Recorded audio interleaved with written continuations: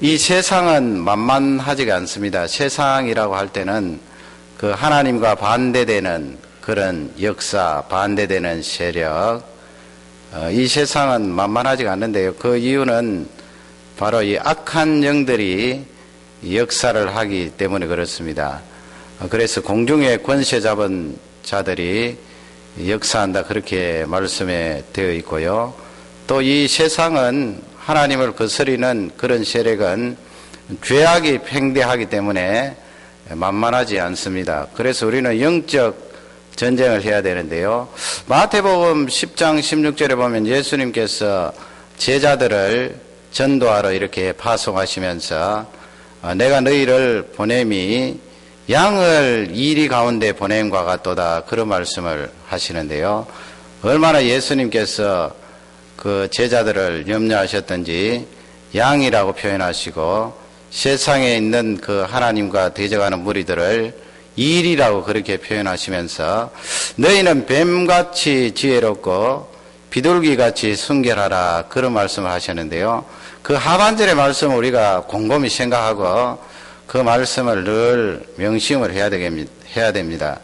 세상을 만만하게 봐서는 안 되고요. 그 영적 전쟁을 하면서 비둘기같이 순결하라, 그 말씀은 이 세상에 들이섞여서 그 세상에 동화되지 말라는 거지요. 그 하나님의 백성이 그 죄악 속에 들어가서 죄악과 함께 뒹굴면 안 된다는 말씀이고요. 뱀같이 지혜로우라, 이 말씀은 알아야 된다는 것입니다. 안다는 것은 구별한다는 거 아니에요. 우리가 모르고 어떻게 구별을 합니까?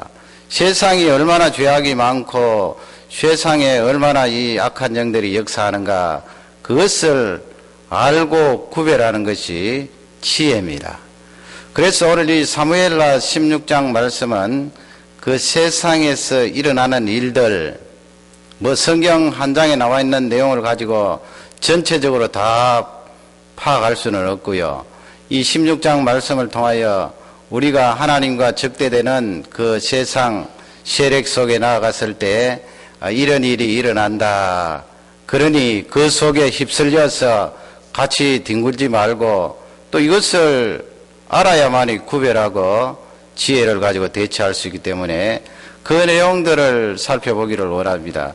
크게는 뭐 두 가지 나누어서 세상에서는 이런 일들이 일어난다, 그리고 두 번째 파트에 넘어가서는 그러면 우리가 어떻게 대처할 것인가, 그 지혜를 살펴보기를 원합니다. 먼저 이제 이 세상에 가면은 우리는 그런 유형의 악한 세력에 접할 수가 있습니다. 나에게는 아주 우호적으로 그렇게 대해줍니다. 나에게 우호적으로 대해주니까 내가 마음문을 열고 우호적으로 대해주는 그 세상 세력에 대하여 가까이 다가갈 수 있는데요. 그것을 조심하라는 거예요. 그러면 그 나에게 우호적으로 대해주면서 이 세상이 어떻게 하는가 하면 나 아닌 다른 사람에게 대해서 공격을 하고 비판을 하고 깎아나리면서 말하는 그 세상이 이득을 챙기는 거예요. 그것을 잘 분별하고 알아야 된다는 말씀인데요. 오늘 1절 말씀에 보면은 그 머비보셋의 사환이라고 되어 있는데 종이겠지요. 종이지만은 뭐 자기의 소유도 가지고 있고 또 어느 정도 지위는 있습니다. 옛날 그 왕의 손자니까요. 그 시바라는 이 사람이 다윗이 이제 나루트를 지나서 피난을 가고 있는데 그가 이제 다윗에게 나왔는데 그냥 오지 않고 그 1절 말씀에 보면 낙이 그 2마리에다가 거기에 떡 200등이라고 되어 있지요. 떡도 싣고 그 다음에 그 건포도 있지 않습니까? 건포도 100송이 싣고 또 거기 여름 과일 100개 싣고 그 다음에는 이 큰 가죽 부대에다가 포도주를 싣고 이렇게 해서 다윗 임금님 앞에 떡 나타난 거예요. 얼마나 우호적입니까? 피난 가고 있는 그 왕 앞에 이런 먹을 것을 잔뜩 싣고 나타나는데 그 2절 말씀에 가면은 임금님이 이제 도망을 가다가 그 사반을 보고 그렇게 묻지 않습니까? 네가 이렇게 물건을 가지고 온 것은 무슨 뜻이냐? 그렇게 물으니까 이 시바가 왕의 그 질문에 어떻게 대답을 합니까? 여기에 싣고 온 떡, 또 여기에 과일, 또 포도주는 소년들 위하여서, 또 포도주는 곤비한 사람들이 들판에 피곤해 지쳐 있을 때 이 음료를 먹게 하려고 가지고 왔습니다. 그리고 이 나귀는 지친 사람들, 왕족들 가운데 타고 가시라고 이렇게 가지고 왔습니다. 그렇게 이야기를 해요.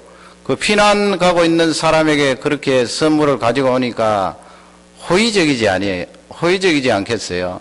얼마나 마음문이 활짝 열리겠어요? 다 자기를 쫓아오고 자기를 해하려고 하는데 이렇게 음식을 잔뜩 가지고 와서 다윗 임금님을 대접하는 거예요. 3절 말씀에 가면 이제 다윗이 한 가지 더 질문을 하는데 너의 주인의 아들은 어디에 있느냐 그렇게 묻지 않습니까? 거기 주인의 아들은 머비보셋을 말합니다. 여러분 머비보셋 잘 알지요?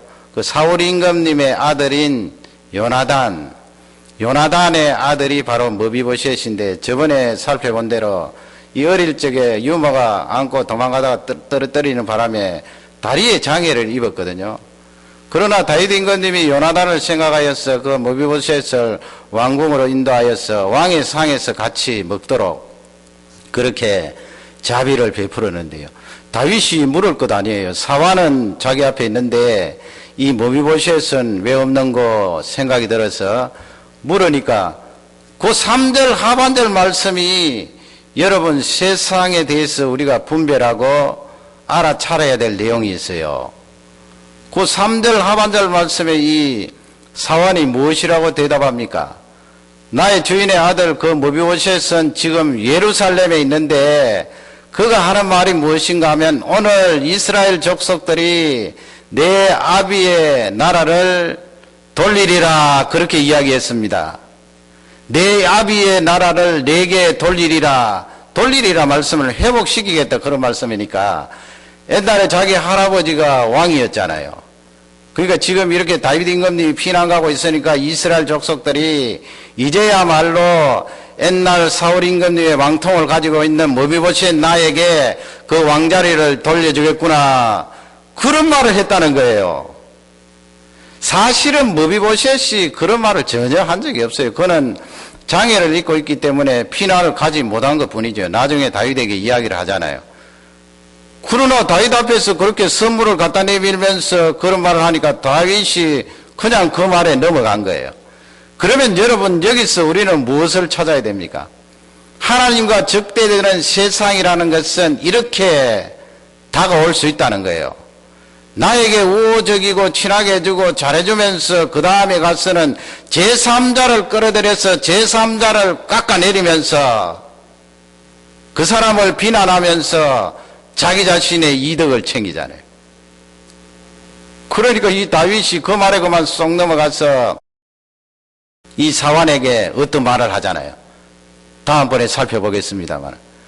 그래서 나에게 우호적일 때 잘 봐야 됩니다. 그 사람이 다른 사람에게도 우호적이라 해야 되지 다른 사람을 깎아내리면서 그렇게 자기 이득을 챙기면 그것은 우리는 지혜롭게 분별을 해야 된다는 말씀이 성경 말씀입니다. 두 번째는요, 하나님과 반대되는 이 세상이 우리에게 다가올 때 그들의 논리가 무엇인가? 이 세상은 울타리를 가지고 있습니다. 울타리.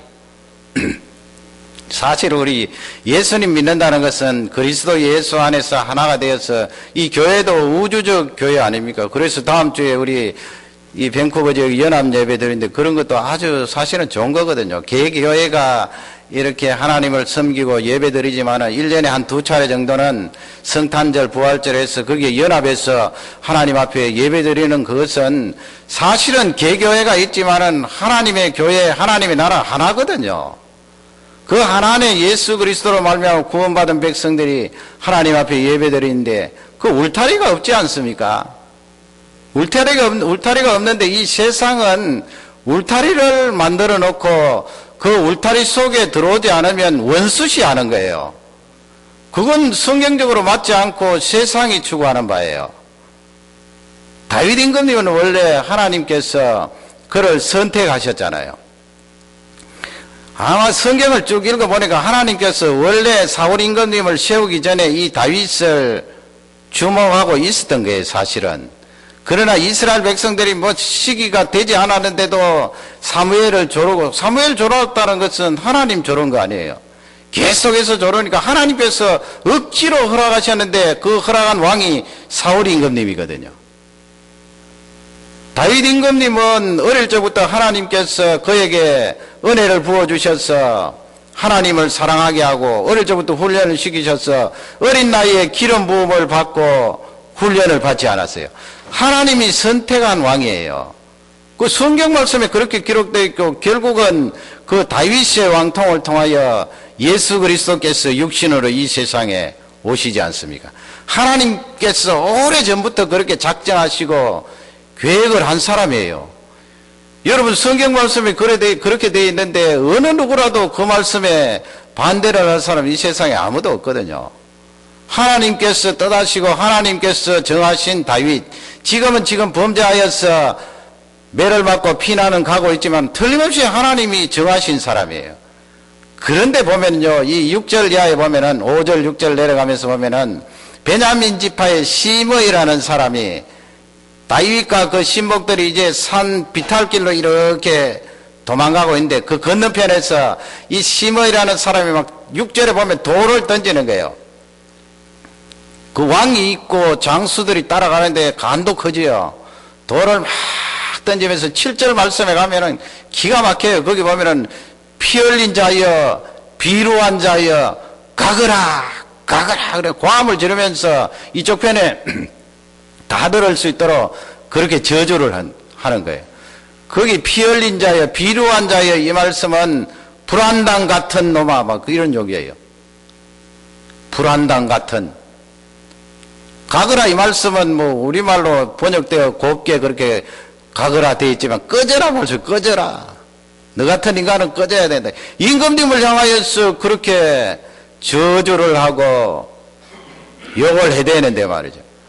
그리고 막 티끌을 돌을 던지대려면 그 다음에는 막 땅에 있는 먼지를 일으켜서 먼지를 날리면서 다윗 임금님에게 그 먼지가 날아가도록 하니까 얼마나 그 왕이나 신하들이 곤비하겠어요. 그렇지 않아도 도망가고 힘든데 백성이 나와서 그렇게 저주를 하는데 그 주인공이 바로 베냐민 지파예요. 그 사람이 그렇게 저주한 것은 8절 말씀에 가면 하나님께서 그렇게 이야기하는 거예요. 다윗에게 하나님께서 오늘날 이 사울 왕가의 피를 너에게 돌렸다 그런 거예요. 사울 왕가에 왜 그 블레셋과 전쟁하다가 아들 셋 있고 임금님도 세상을 떠나지 않았어요. 그리고 뭐 그 뒤에 뭐 이스보셋에서 또 죽고 사울 왕가의 그 피를 오늘날 너에게 돌렸다. 하나님께서 너를 이 나라의 왕으로 삼으셨지만은 너의 아들 압살롬에게 붙이셨도다. 너는 피를 많이 흘린 사람인고로 화를 자초하였다다 그랬어요. 그러니 얼마나 독한 말을 그 왕에게 쏟아붓는 것입니까? 그러면 여러분 이 시므리라는 사람의 논리는 뭐예요? 이건 지금 하나님이 세우신 왕에 대한 그런 적대 세력이거든요. 하나님에 대한 바른 신앙이 들어있으면 이렇게 할 수가 없는 거예요. 어떻게 그렇게 할 수가 있습니까? 왕도 인간이라 연약하여서 죄를 지어 지금 도망가는 시세지만은 하나님이 기름 붓고 하나님이 세우신 그 왕에게 이렇게 독한 말을 하는 것은 그것은 악한 세력이에요. 그거는 하나님과 반대되는 세력이에요. 그 논리는 무엇인가 하면 하나님께서 첫 번째로 사울 임금님을 이스라엘의 왕으로 세우는데 그 출신이 베냐민 지파라는 거예요. 그러니 계속해서 이스라엘 왕은 베냐민 지파에서 나와야 되는 것 아니냐.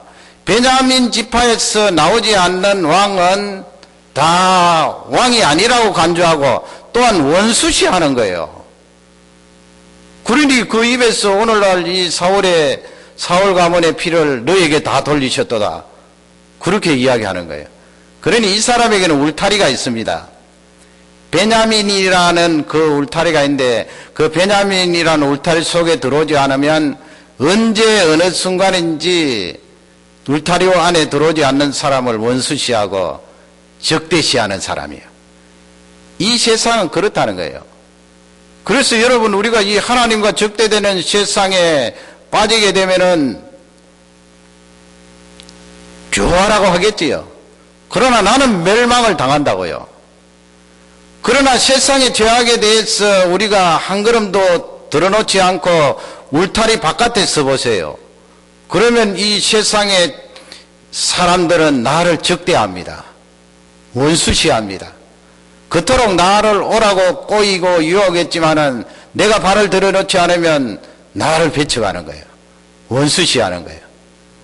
세상의 논리는 울타리를 만들어 놓고 자기 울타리 안에 맞지 않으면 원수시하고 적대시하는 그런 경향이 있다는 것을 성경은 우리에게 알려주고 있습니다. 세 번째는 무엇입니까? 세 번째는 그 계획이나 책략이 좋은 것 같은데 자세히 살펴보면은 악한 거예요. 그러니 예수님께서도 뱀처럼 지혜로우라 그런 말씀을 하셨죠. 그걸 잘 가려내야 되거든요. 21절에 보면은 그 아이도벨이라는 사람, 지난번에 제가 잠시 설명을 드렸는데, 원래 그 다윗에게 아주 지혜로운 책사라 그랬잖아요. 그런데 이 사람이 압살롬에게 들어붙어서 이제 압살롬의 책사가 되는데, 압살롬이 예루살렘에 이제 진입하여서 그 밑에 있는 신복들에게 나에게 좋은 안건이 있으면 이야기하라 하니까 이 아이도벨이 이야기를 하는데 그 안이 무엇인가 하면, 다윗 임금님이 그 예루살렘에 빠져나와서 도망을 갈 때 후궁이지만은 다윗의 아내잖아요. 후궁들을 그냥 두고 도망을 나왔어요. 왜냐하면 내가 아직 그래도 피난을 가고 있지만은 이스라엘의 왕인데 이 후궁들은 궁궐을 지켜야 된다. 설마 뭐 여인들을 누가 건드리겠느냐, 힘도 없는 여인들을, 그렇게 생각했겠죠. 그래서 궁궐에 그 후궁들을 두고 빠져나왔는데 이 아이도벨이 그것을 이용하는 거예요. 압살롬에게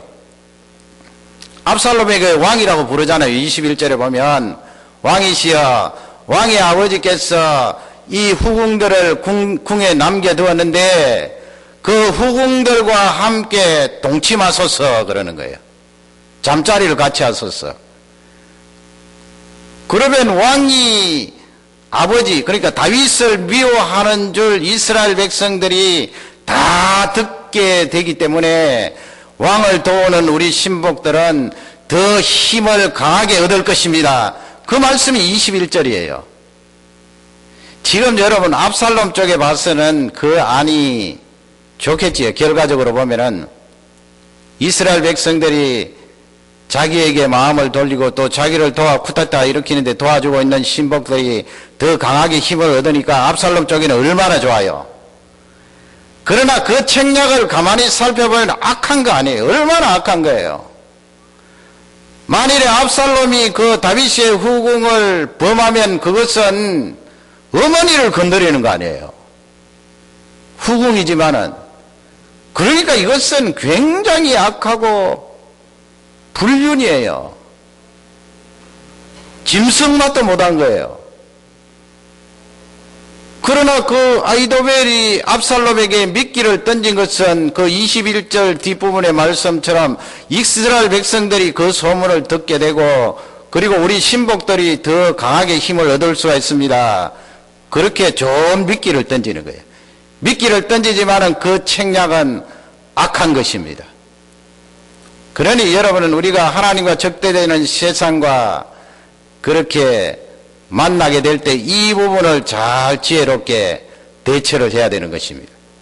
그 결과만 보지 마시고요. 그 중간의 과정이 얼마나 악한가 그것을 보고 물리쳐야 할 것입니다. 그러면 이 사무엘하 16장 말씀이 우리에게 세상은 이렇게 세 가지로 이렇게 우리에게 다가올 수 있는데 그러면 우리는 어떤 지혜를 가지고 대처를 해야 될 것인가? 그 세 가지를 말씀해 주고 있어요. 첫 번째가 무엇인가 하면은 급하게 결정하지 말라는 거예요. 급하게.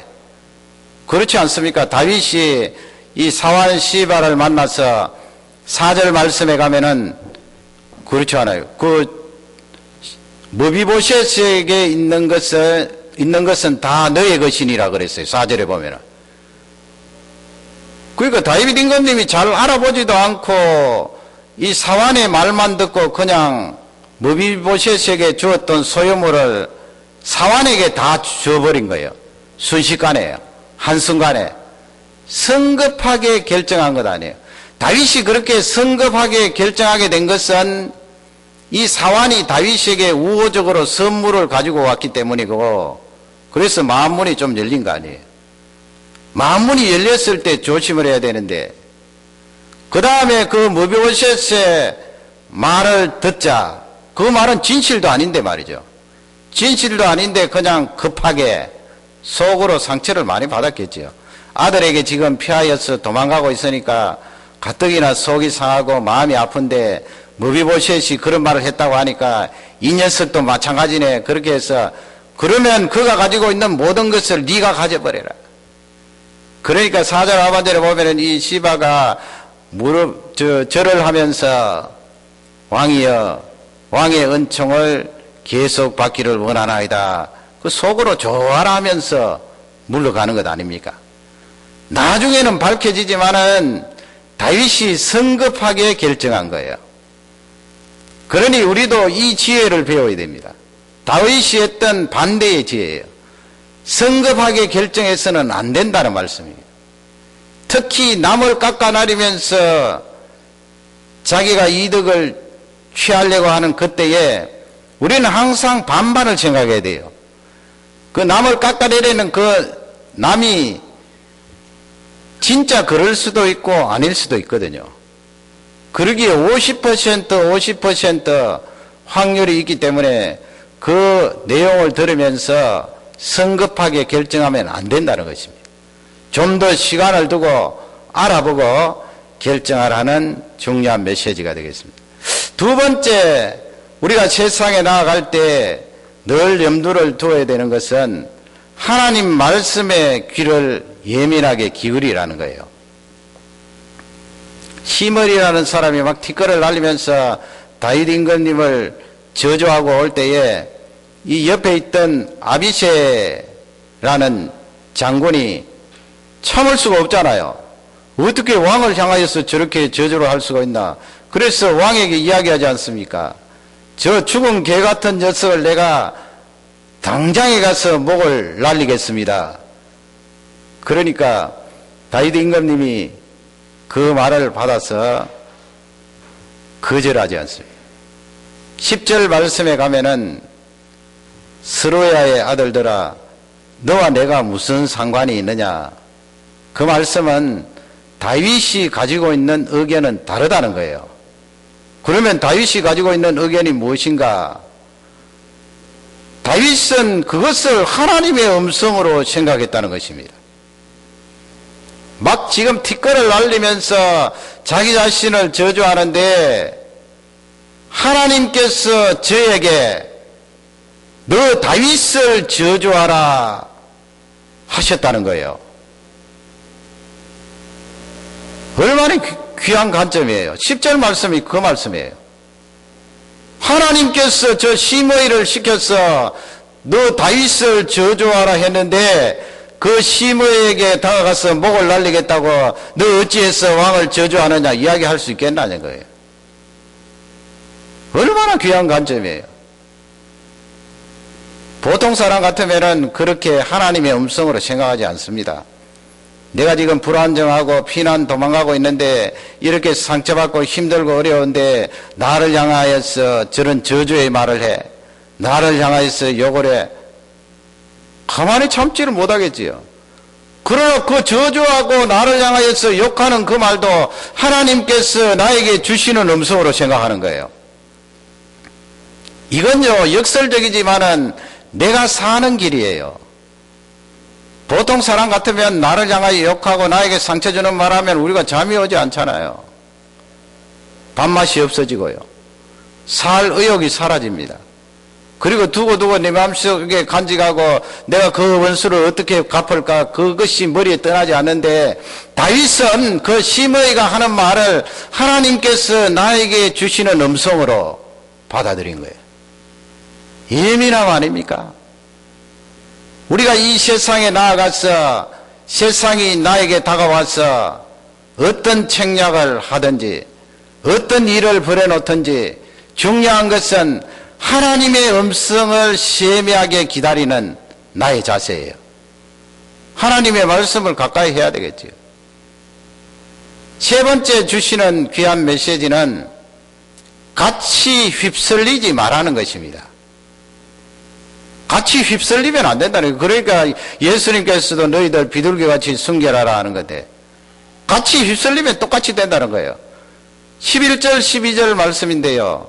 그 11절 말씀에 가면은 다윗이 그 스루야의 아들들 또 신복들에게 그런 이야기를 하지 않습니까? 그리고 12절 말씀에 가면 아까 우리가 중요하게 읽었던 말씀처럼 하나님께서 오늘날 나의 원통함을 감찰하시리니 그의 저주 까닭에 내게 선으로 갚으시리라. 내게 선으로 갚으시리라. 얼마나 귀한 말씀이에요. 다윗은 스루야가 그렇게 저주를 했을 때 같이 휩쓸리지 않았습니다. 같이 맥살을 잡고 왕이니까 그렇게 하지는 못하겠지만은 신복들을 시켜서 당장에 건너가서 목을 잘라가지고 오너라. 그렇게 할 수도 있잖아요. 어디 감히 왕을 향하여서 그렇게 저주를 하느냐. 그러나 다윗은 그렇게 하지 않았어요. 저는 본문을 보면서 그런 생각을 해봤어요. 다윗이 앞쪽에 말씀드린 대로 이 사환 시바에게는 좀 성급하게 했잖아요. 4절에서 그냥 너 주인이 가지고 있는 그 소유물을 다 네가 가져라. 성급하게 그렇게 결정하면서 이제 도망을 가는데 그 일이 아마 머릿속에 좀 남아있었던가 봅니다. 성경에는 없지만요. 내가 좀 성급하게 결정을 했구나. 내가 머비보셋이 그런 말을 했는 걸 알아보지도 않고 그렇게 소유를 한 사람에게 다 이양시키는 것은 내가 좀 성급했어. 그렇게 약간 뉘우침이 있는데 이 시므이가 나타나서 먼지를 날린 거예요. 그러니까 어떻게 보면 하나님께서 다윗이 그런 단계를 밟아서 그 어려운 과정을 통과하도록 하나님이 섭리하신 거예요. 만약에 거꾸로 됐다고 생각해 보세요. 그냥 나루터를 건너는데 시므이가 나타나서 막 먼지를 날리면 이 다윗도 사람인지라 당장 처형해 버려라. 그럴 수 있잖아요. 그러나 하나님께서는 그 순서 좀 약한 것을 앞에 놓고 그 다음에는 먼지 날리고 저주하는 것을 뒤에 놓고 그리고 그 앞쪽을 교훈 삼아서 뒤쪽은 다시 휩쓸리지 않도록 하나님께서 은혜를 다해 주신 거예요. 만약에 여러분 다윗이 그 상황에서 이 아비새의 말처럼 당장 그 사람을 죽여라 그랬으면 그럴 수도 있었겠죠. 그죠?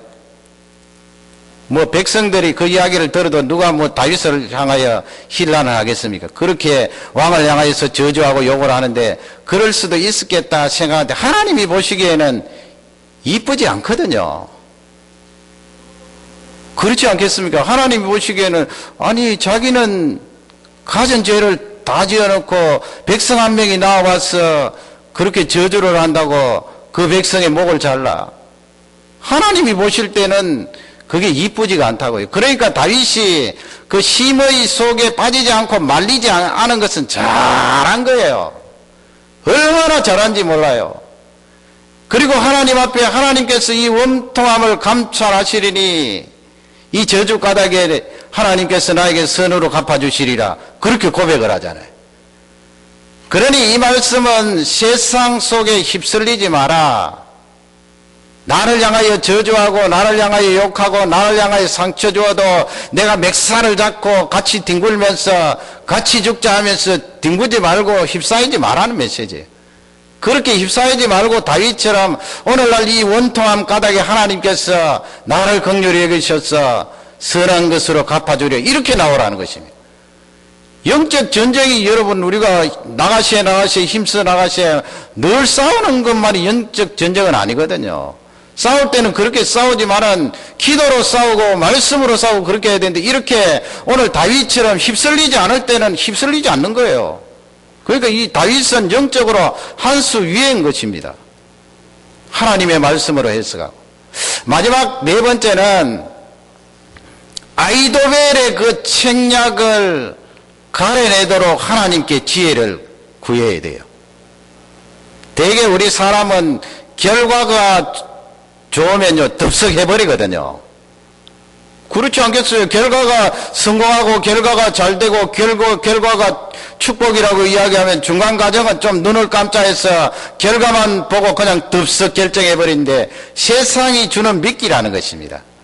아이도벨의 그 책략을 구별해낼 수 있는, 악함을 가려낼 수 있는 영적인 지혜를 저에게 주십시오. 그렇게 기도하라는 귀한 말씀입니다. 오늘 이 말씀이 우리 모두에게 축복이 되기를 주님의 이름으로 축원합니다.